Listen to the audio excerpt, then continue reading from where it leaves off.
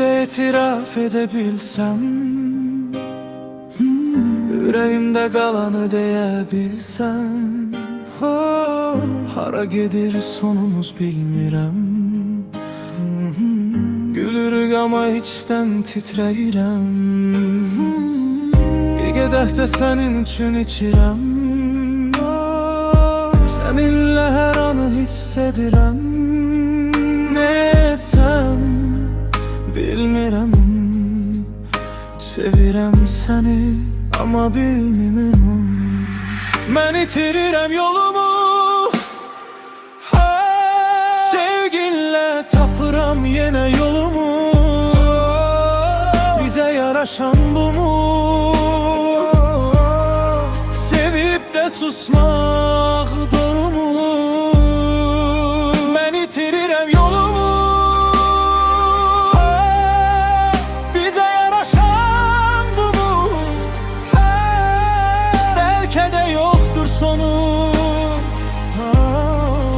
Bu sevgi ara gedir bilinmir sonu. Sensiz itirirəm yolumu, mən yolumu. Elim elinde ama suallar çok. Sabahımız var mı ya yok?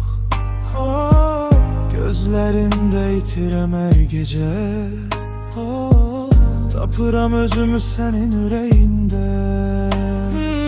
Sevgi var aramızda hiss olunur, ama sonu bizden gizli durur.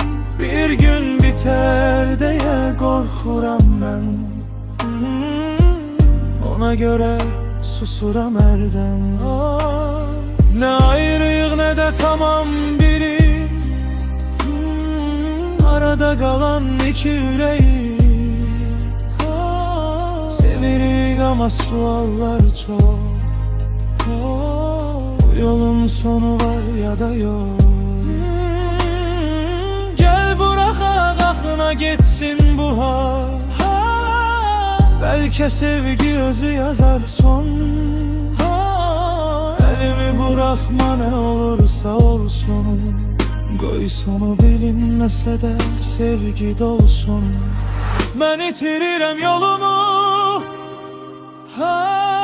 bize yaraşan bu mu? Belki de yoktur sonu. Bu sevgi ara gedir bilinmir sonu. Sensiz itirirəm yolumu.